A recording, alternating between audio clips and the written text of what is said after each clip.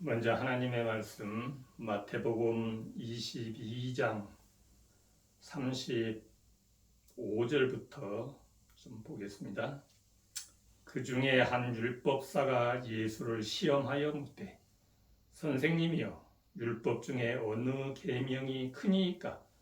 예수께서 가라사대 내 마음을 다하고 목숨을 다하고 뜻을 다하여 주 너의 하나님을 사랑하라 하셨으니 이것이 크고 첫째 되는 계명이요 둘째는 그와 같으니 내 이웃을 내 몸과 같이 사랑하라 하였으니. 오늘은 밤중 소리가 들리십니까?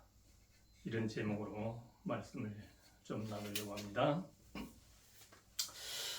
밤중 소리, 이제 우리가 잘 알고 있습니다만은 예수님께서 마태복음 25장에서 열처녀의 비유를 말씀하시면서 신랑을 기다리는 자들이 다 졸며 잘세 밤중에 소리가 있어 가로되 신랑이로다 맞으러 나오라. 이게 밤중 소리죠. 그러면 당시에 그 비유 가운데서 말씀하신 대로 밤중 소리를 왜 말씀해 주셨는가? 그 말씀은 우리가 잘 아는 대로 신랑이 오고 있으니까 빨리 준비해서 신랑 맞을 준비하라고 하는 마지막 자비의 기별입니다. 그것이 밤중 소리예요. 그래서 신부들이 신랑을 기다리는 그 처녀들이 다 졸며 있다가 깨어서 그들이 신랑을 영접할 수 있도록, 맞이할 수 있도록 그들이 준비하는 것이 등불이죠. 그러면 과연 밤중 소리는 뭔가? 그러면 이 시대의 밤중 소리는 뭔가 하는 것을 우리가 아는 것은 굉장히 중요합니다. 전에도 좀 말씀을 드렸습니다만은 우리 엘렌 G 화이트 선지자를 통하여서 하나님께서 한 기별을 주셨는데 엘렌 G 화이트 선지자가 첫 번째 하나님께로부터 받은 계시 가운데 보면은 어떤 계시를 받느냐? 재림 성도들이 하늘 도성을 향하여서 여행하고 있는 그와 같은 장면을 계시를 받죠. 그런데 그와 같은 재림 성도들이 하늘 도성을 향하여서 여행을 하고 있는데 그들이 출발하는 출발점에서 한 밝은 빛이 그들의 여행길을 환하게 비춰주고 있는 그와 같은 장면을 계시를 통해서 봤습니다. 그런데 그 천사가 말하기를 그 밝은 빛이 뭐냐? 그랬더니 천사가 대답하기를 이것은 밤중 소리다. 이렇게 가르쳐 주었어요. 그러면은 우리가 지금 밤중 소리가 무엇인지 우리가 그 밤중 소리를 듣지 못하고 있다라고 할 것 같으면 우리는 하늘 도성을 향한 여행을 아직 출발도 못하고 있는 것이다. 그런 이야기예요. 왜 그런가 하면 그 밤중 소리의 밝은 빛은 그들이 출발하고 있는 출발점에서 그 밝은 빛, 밤중 소리를 비춰주고 있었기 때문에 아직도 우리가 그 밤중 소리가 무엇인지 그 빛이 무엇인지 하는 것을 알지 못한다라고 하면 우리는 하늘 도성을 향한 여행길에 아직 출발도 못하고 있는 그와 같은 상황이라고 하는 것입니다. 그러면 밤중 소리, 이 시대에 우리에게 주시는 밤중 소리, 이것은 예수님의 재림을 기다리는 하나님의 백성들에게 하나님께서 보내시는 마지막 자비의 복음의 기별이죠. 그래서 우리가 이것을 밝히 알아야 되는데 그러면 도대체 그 밤중 소리가 뭐냐? 화이트 선지자를 통해서 또 우리에게 주신 기별을 보면은 이렇게 이야기를 했어요. 나는 셋째 천사가 위를 가리키면서 실망한 자들에게 하늘 지성소로 가는 길을 보여주는 것을 보았다. 셋째 천사가 지성소로 가는 길을 보여주는 것을 보았다. 이렇게 말씀을 하셨어요. 또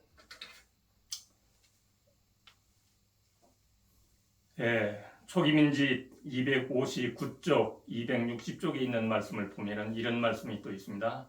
첫째 기별을 거절한 자들은 둘째 기별을 깨달을 수 없다. 따라서 그들은 믿음으로 예수와 함께 하늘 성소에 있는 지성소로 들어가게 하는 밤중 소리의 경고도 받을 수 없다.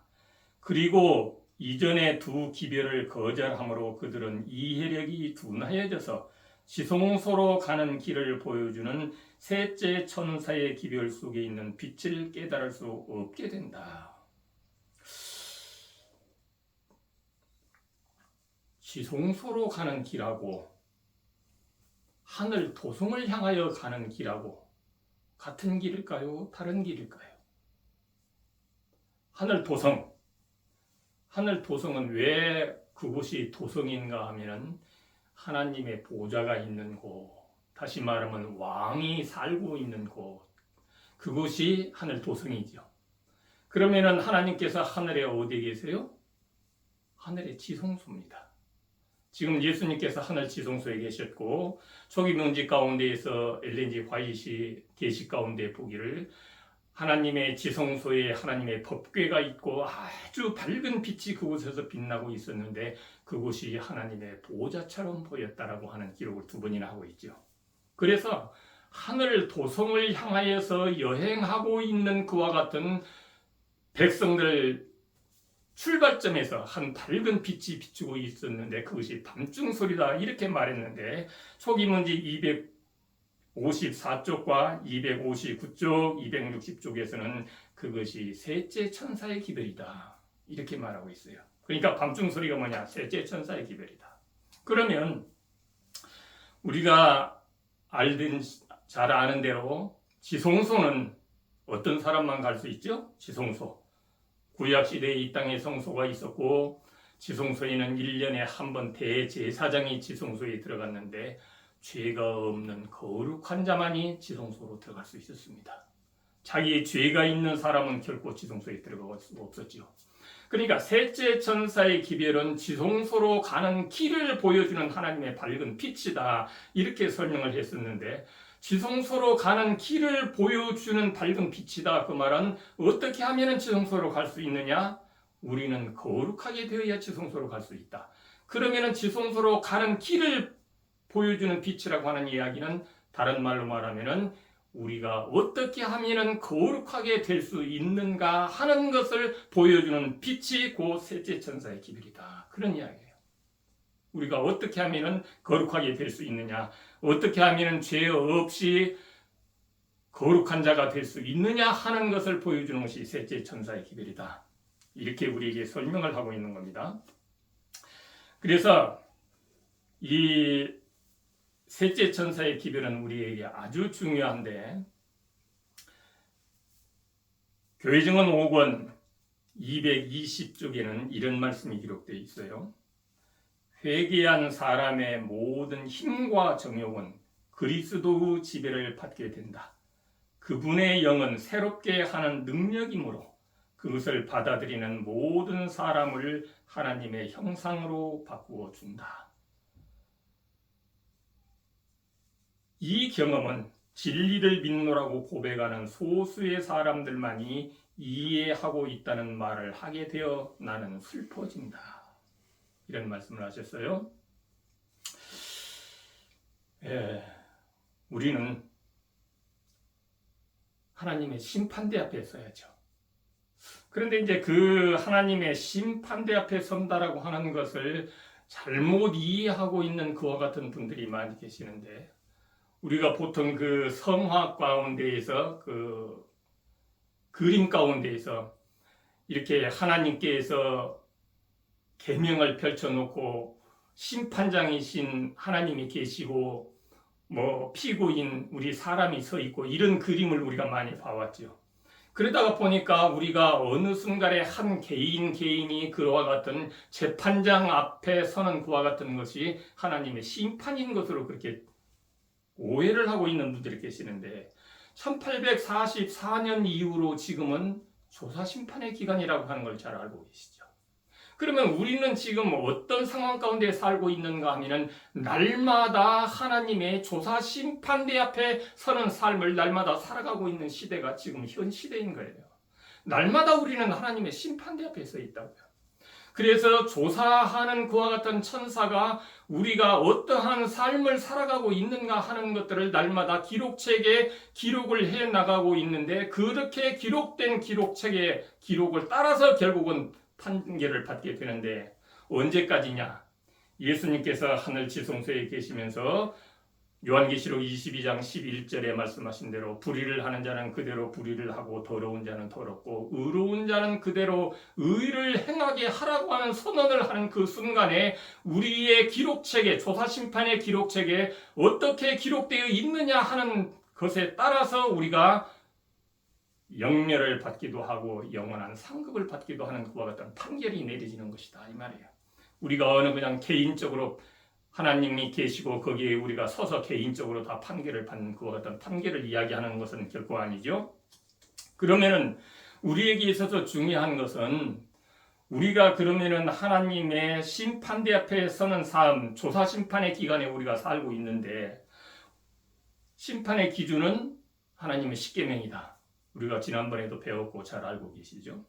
그러면은 심판을 할 때에 하나님의 십계명이 심판의 기준이라고 하면은 다른 말로 말하면은 십계명대로 이 사람이 살았다라고 할 것 같으면은 이 사람은 의로운 삶을 산 의로운 자라고 하는 그와 같은 기록을 할 것이고 천사가 만약에 우리가 계명대로 살지 못했다라고 할 것 같으면 이 사람은 계명대로 살지 못한 불의한 자라고 기록을 할 것이다 이 말이에요.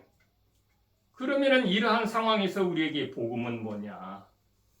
어떻게 하면은 그와 같은 조사 심판의 기록책에 이 사람은 계명대로 산 그와 같은 의로운 자라고 하는 그와 같은 기록을 날마다 할 수 있는 삶을 우리는 살아갈 수 있는 것이냐? 이게 복음이란 말이에요. 근데 우리가 계명대로 살 수 없다라고 그와 같은 하나의 결론을 내려놓고 자칫 잘못 오해를 하는 사람들이 우리는 믿음으로 말미암아 구원을 얻는데 이것을 믿음으로 말미암는 의라고 그러죠. 믿음으로 말미암아 구원을 얻는다라고 하는 예수 믿음이 뭐냐? 믿음으로 말미암는 의가 뭐냐?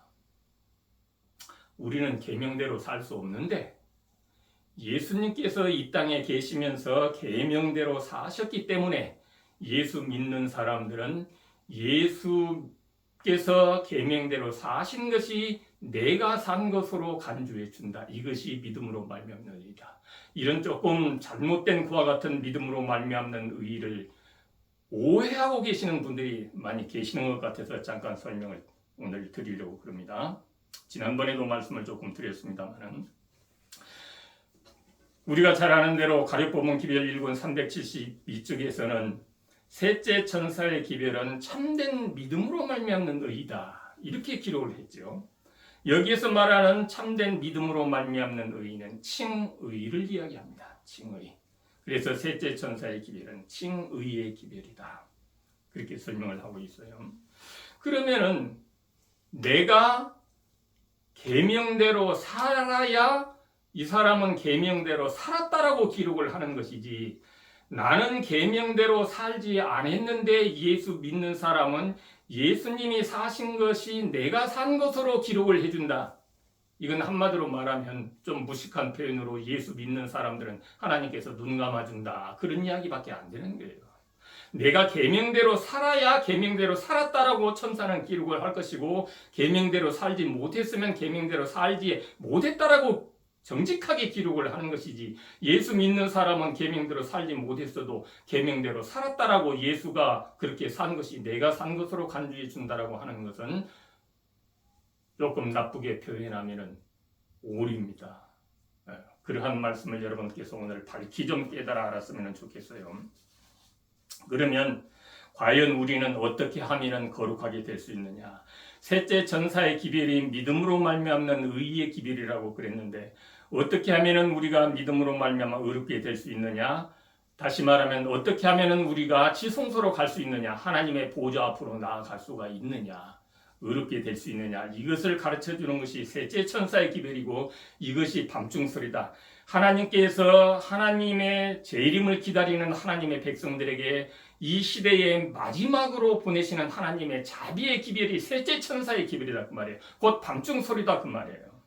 그래서 이 셋째 천사의 기별을 믿음으로 말미암는 의의 기별로 바르게 이해하지 못한다라고 할 것 같으면 우리는 밤중소리를 듣지 못하는 그와 같은 어떻게 보면 미련한 천혜에 속한 그와 같은 삶을 우리는 살아가는 신앙이 아닌가 우리 자신을 다시 한번 돌아봐야 할 것입니다.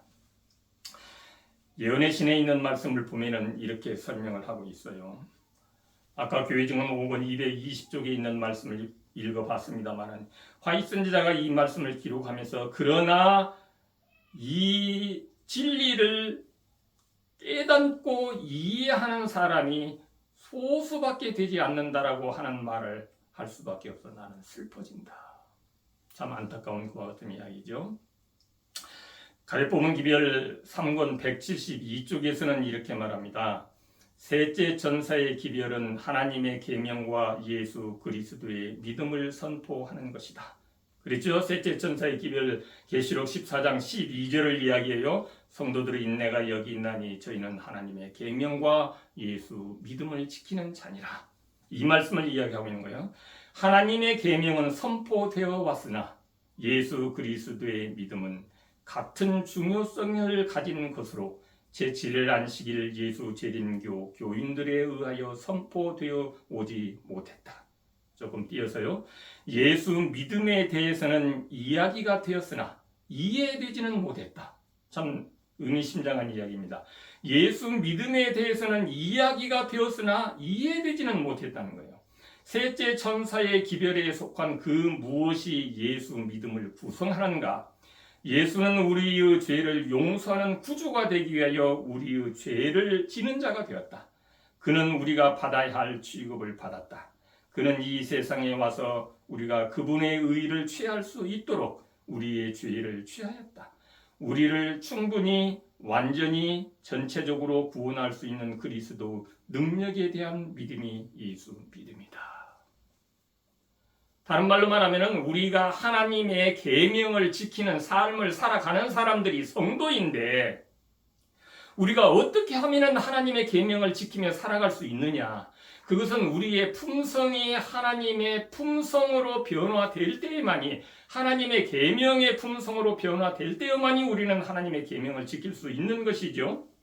겉으로만 그냥 지키는 것이 아니라 우리의 근본적인 품성이 하나님의 계명처럼 변화되어야 지킬 수 있는 것인데 그러면은 어떻게 하는 것이냐? 곧 예수 그리스도께서 우리로 하여금 우리의 품성을 하나님의 품성으로 변화시켜서 하나님의 계명대로 살아갈 수 있는 사람이 되도록 그렇게 해줄 수 있는 능력이 예수님의 능력이라고 하는 것을 믿는 것이 예수 믿음이다. 이렇게 설명을 했단 말이에요. 증언보감 2권 208쪽에는 그 부분을 조금 더 정확하게 설명합니다. 죄의 용서만을 초래하기 위하여 예수님께서 돌아가시지 않으셨다. 예수님께서 십자가에 돌아가신 목적에 대해서 이야기하는 거예요. 첫 번째는 우리의 죄의 용서를 위해서 돌아가셨다는 것이죠. 죄의 용서만을 초래하기 위하여 예수님께서 돌아가시지 않으셨다. 그분께서는 죄를 제거해 버릴 뿐만 아니라 인간의 본성을 회복시키고 다시 아름답게 만들고 멸망의 상태에서 개조하여 하나님 앞에 나타나기에 적합하게 만들기 위하여 무한한 희생을 치르셨다.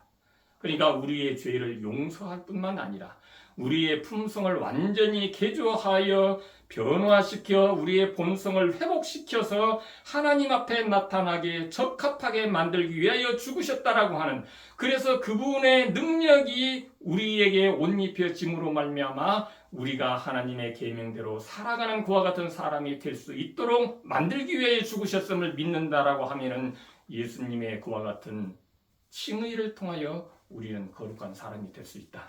하나님의 계명을 지키는 사람이 될 수 있다. 이런 이야기예요. 조금 더 볼까요? 각시대의 대쟁투 470쪽에는 그리스도를 따르는 사람들은 그분과 같이 되어야 한다. 그들은 하나님의 은혜를 힘입어 그분의 거룩한 율법의 원칙과 일치한 품성을 이루어야 한다. 이것이 성경이 가르치는 성화이다. 근데 이것은 어떻게 그렇게 성화될 수 있느냐? 이것은 칭의를 통해서 성화된다. 이 일은 오직 그리스도를 믿는 믿음을 통하여 하나님의 영에 내재하시는 능력으로 말미암아서만 성취될 수 있다. 우리가 하나님의 계명과 일치한 하나님의 율법과 일치한 품성을 이루어야 하는데 이것이 성경이 말하는 성화인데 어떻게 하면 우리의 품성이 하나님의 율법의 원칙과 일치한 품성으로 성화될 수 있느냐? 이것은 오직 그리스도를 믿는 믿음을 통하여 하나님의 영에 내재하시는 하나님의 능력으로 말미암아서만 성취될 수 있다. 이 능력을 믿는 것이 예수 믿음이다. 그렇게 우리에게 설명을 하고 있어요. 가리법은 기별 3권 191쪽에는 영혼은 진리를 통하여 성화되어야 한다. 진리를 통하여 성화돼. 왜 그런가 하면 성령께서 역사하시는 것은 언제나 진리이신 말씀을 통하여 역사하시지, 무슨 귀신 들어오듯이 그냥 성령께서 홀 우리 마음속에 들어와가지고 우리의 마음을 변화시키는 게 아니라 그 말이에요. 영혼은 진리를 통하여 성화되어야 한다. 그리고 이 일은 또한 믿음으로 성취된다. 이는 우리가 믿음으로 말미암아 받아들이는 그리스도의 은혜로서만 우리의 품성이 변화될 수 있기 때문이다. 그리스도의 영광, 가리법은 기별 1권 240쪽에 그리스도의 영광은 당신의 품성의 사본인 율법 가운데 나타났으며 인간이 주님과 같은 형상으로 화할 때까지 주님의 변화케 하는 능력이 영혼을 감동시킬 것이다. 주님을 믿고 주님의 재림을 기다리는 그와 같은 사람들이 주님과 같은 형상으로 변화될 때까지 주님의 변화케 하는 능력은 우리를 감동시킬 것이다. 이게 하나님의 은혜고 하나님의 마지막 자비의 복음입니다. 우리가 처음에 마태복음 22장 어느 계명이 큽니까? 이렇게 물어보는 자들에게 10계명에 대해서 요약해서 예수님께서 말씀하셨죠. 너는 마음을 다하고 목숨을 다하고 뜻을 다하여 주 너의 하나님을 사랑하라. 그 다음에 둘째는 이와 같으니 내 이웃을 내 몸과 같이 사랑하라. 마태복음 8장 5절로 10절 가운데 보면 우리가 잘 아는 백부장의 이야기가 나옵니다. 백부장은 로마 사람이죠. 이방인입니다. 그런데 백부장이 자기가 아픈 것이 아니고 자기의 하인 종이 아팠어요. 중풍병에 걸렸죠. 그런데 백부장이라고 하는 사람이 예수님을 찾아와서 내 하인의 한 사람이 병이 들었는데 좀 고쳐주십시오. 그래, 내가 가서 고쳐주마. 아닙니다. 선생님께서 우리 집에 오시는 것을 저는 감당치 못하겠사오니 여기서 말씀으로만 하옵소서. 그러면 내 종이 낫을 것입니다. 그래서 예수님께서 그 백부장의 믿음을, 내가 이스라엘 가운데서 이만한 믿음을 본 일이 없다라고 그 백부장의 믿음을 칭찬했습니다. 그 백부장의 하인의 믿음으로 병이 나섰습니까? 아니면 백부장의 믿음으로 병이 나섰습니까? 그래서 이제 백부장이 집에 가서 봤더니 하인의 병이 나섰어요. 그러면 하인의 믿음으로 그 하인의 자기의 병이 나섰느냐, 아니면 백부장의 믿음으로 그 하인의 병이 나섰느냐. 우리가 말씀대로 살펴보면 백부장의 믿음으로 하인의 병이 나섰습니다. 그러면 어떻게 하면 나도 백부장 같은 믿음을 가질 수 있을 것이냐. 어떻게 하면 그런 믿음 갖고 싶으십니까? 나도 백부장 같은 믿음 가졌으면 좋겠다. 어떻게 하면 그런 믿음을 가질 수 있느냐? 백부장 같은 믿음을. 이건 우리에게 중요하죠. 예, 당시에 로마 백부장이라고 하면, 그리고 자기 집에서 부리는 하인이라고 하면, 야, 너 거기 예수라고 하는 사람 소문을 듣자니까 그 사람은 못 고치는 병이 없다는데 너 어떻게 한번 예수한테라도 한번 가서 병 좀 한번 나서 봐라. 이렇게 말하는 것이 백부장과 하인과의 관계의 정상적인 관계인데, 백부장이 자기 하인을 위해서 예수를 찾아가서 예수를 만난다라고 하는 것은 어떠한 상태냐? 그것은 예수님께서 마태복음 22장 가운데서 둘째 계명이라고 말씀하신 내 이웃을 내 몸과 같이 사랑하라. 내 몸과 같이 사랑하라고 하는 말을 다른 말로 바꾸면 내 목숨처럼 사랑하라는 이야기예요. 그러면은 이 백부장은 자기 하인을 자기 몸처럼, 자기 목숨처럼 그렇게 사랑하는 마음이 있었기 때문에 그런 믿음이 나올 수 있었다라고 하는 것을 우리는 말씀 속에서 생각해 볼 수가 있습니다. 그 하인을 사랑하는 마음이 없었다라고 할 것 같으면 그런 믿음이 절대 나올 수가 없어요. 그런데 이 백부장은 그렇게 하인을 자기 목숨처럼 아끼고 사랑했기 때문에 그러한 사랑의 마음을 가지다가 보니까 예수님한테 칭찬 들을 만한 그런 믿음이 백부장한테는 있었다라고 하는 것이죠. 그러면 오늘날 우리에게 있어서 중요합니다. 그러면 나는 이웃을 백부장처럼 그렇게 사랑하고 있느냐? 만약에 우리가 하나님을 사랑하되 마음을 다하고 목숨을 다하고 뜻을 다하여 하나님을 사랑하지 못한다라고 할 것 같으면 우리는 하나님의 계명을 지키지 못하는 사람이에요. 또 이웃을 내 몸과 같이 내 목숨과 같이 사랑하지 못하고 사랑한다라고 하면 우리는 하나님의 계명을 지키지 못하고 있는 삶을 살아가는 겁니다. 다른 말로 말하면 율법을 범한 범법자, 죄 가운데 살아가는 것이죠. 근데 그러면서도 우리는 날마다 하나님께서 내게 베푸신 은혜를 감사하고 찬양하고 그러고만 살아가요. 마음속에 하나님의 계명을 지키지도 못하면서 아무런 죄도 없는 것처럼 죄의식도 없이 어떠한 거기에 대한 회개도 없이 이렇게 날마다 살아가기 때문에 다른 말로 말하면 변화라고 하는 것은 어디에서부터 시작하냐? 변화는 회개에서부터 시작합니다. 앞에서 쭉 예언의 신에 있는 말씀을 살펴봤습니다만 변화는 회개 없는 변화는 없어요. 그러면 회개는 어디에서부터 시작하느냐? 그건 내가 죄를 지었다라고 하는 것을 깨닫는 순간부터 회개가 일어납니다. 그러니까 내가 하나님의 계명을 지키지 못하고 있다라고 하는 죄 가운데 있다라고 하는 것을 깨닫지 못하면 회개가 없지요. 회개가 없으면 변화도 없어요. 그렇기 때문에 하나님께서 우리를 거룩한 사람으로 성화시켜주는 그와 같은 하나님의 능력을 베풀어 주고 싶지만은 우리의 믿음이 거기에 이르지 못하기 때문에 결국은 우리가 하나님의 칭의를 옷 입을 수도 없고 그러다가 보니까 우리는 성화될 수도 없는 상태 가운데 우리는 살아가고 있다.